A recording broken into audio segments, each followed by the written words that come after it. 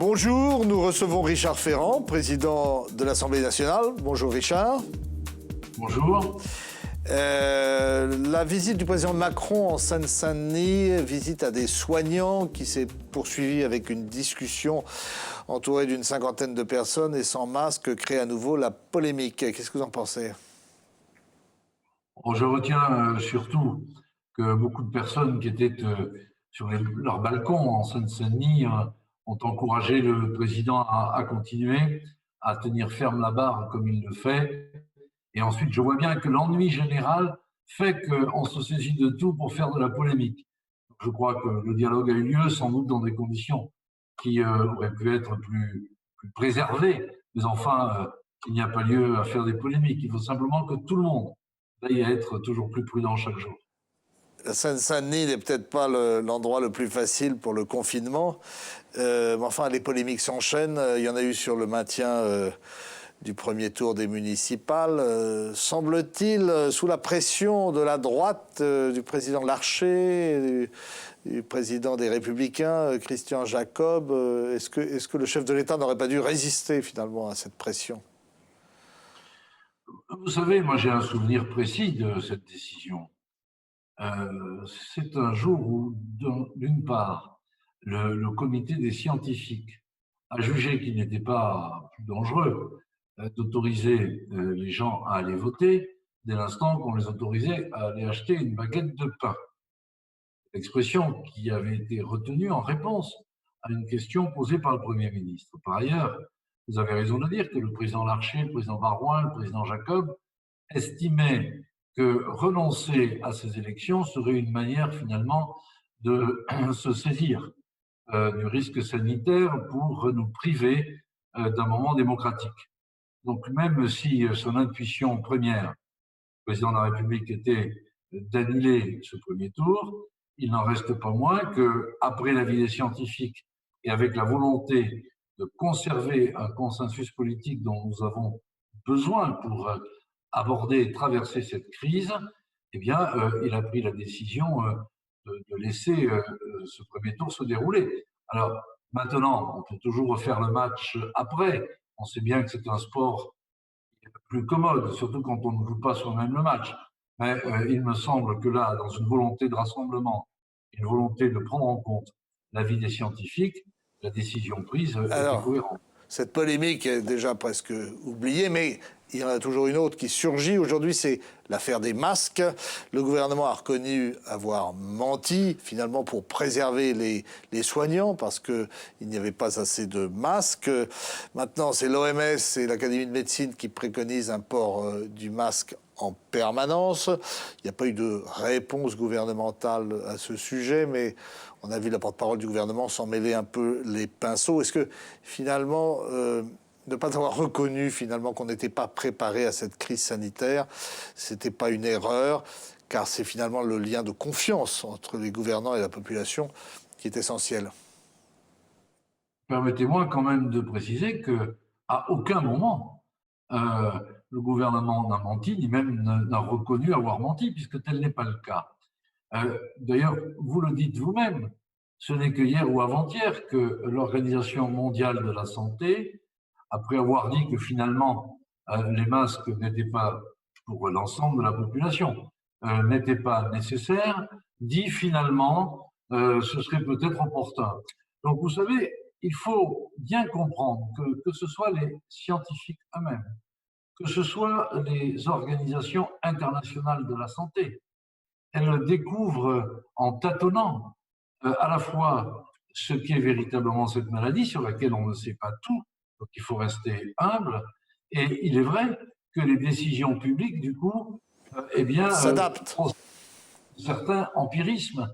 Vous savez, quand on est confronté à quelque chose de massif dont on ne connaît rien, je crois qu'il faut se dire qu'il faut d'abord chercher à comprendre, il faut chercher des solutions avant même de se dire quelles sont les erreurs qu'on a pu commettre.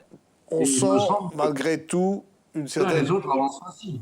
Une certaine divergence au niveau de l'exécutif entre le Premier ministre Édouard Philippe, qui semble le plus préoccupé de la déroute économique qui s'annonce et qui, semble-t-il, aurait annoncé un peu trop tôt, parlé un peu trop tôt de déconfinement, et le chef de l'État qui serait, lui, beaucoup plus précautionneux sur ce point, et qui d'ailleurs va le redire sans doute demain soir lors de son allocution télévisée.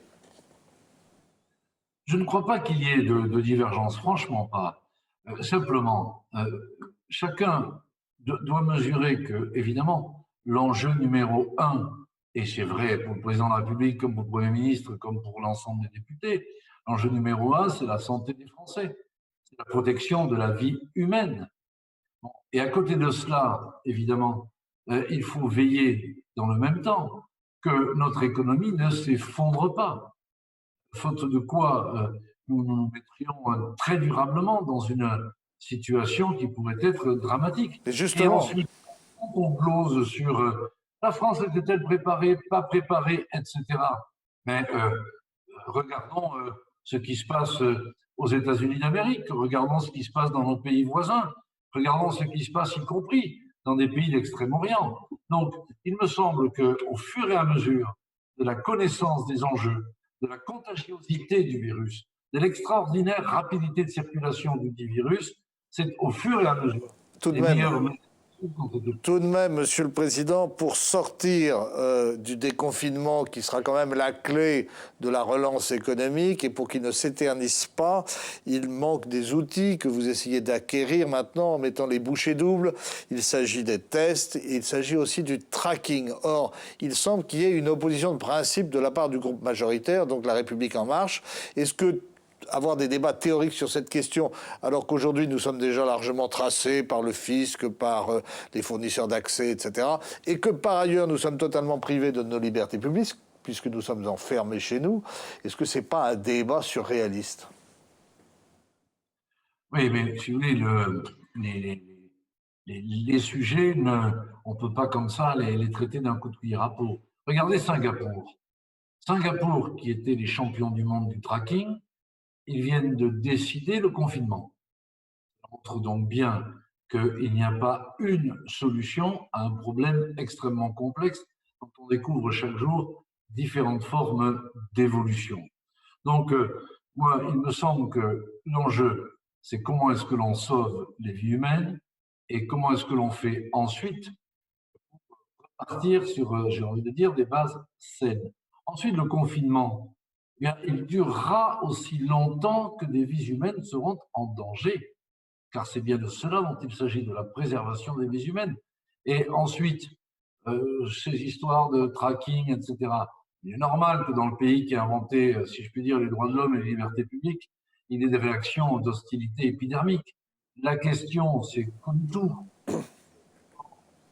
face à cette crise néanmoins d'ampleur invraisemblable, quel est le juste milieu, coût-bénéfice? oui, mais justement, dans un État qui est déjà largement endetté, il faudra bien rembourser, malgré les mécanismes de solidarité qui sont en train de se mettre en place. Est-ce que l'on peut encore, et ça risque d'être le cas en 2021, 2022, augmenter la pression fiscale? Et vous avez déjà eu la révolte des Gilets jaunes. Est-ce que l'État peut indéfiniment soutenir l'activité économique qui s'est arrêtée?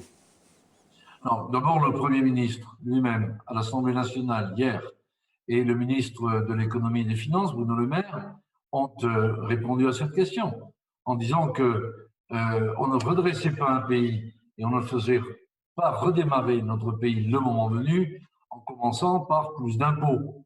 Donc, cette question a déjà trouvé sa réponse, mais ne brûlons pas, si je puis dire, les étapes. Nous sommes encore très loin de la fin du confinement. Nous sommes encore très loin de la maîtrise de l'épidémie. Nous sommes encore très loin de savoir quels pourraient être Malgré tout, Monsieur le Président, malgré tout, excusez-moi de vous interrompre, est-ce que vous n'êtes pas confronté à une certaine inefficacité, d'une certaine bureaucratie d'État qui met du temps à se mettre en marche, à donner des autorisations? Est-ce que ce n'est pas un défi majeur pour vous en ce moment, cette bureaucratie?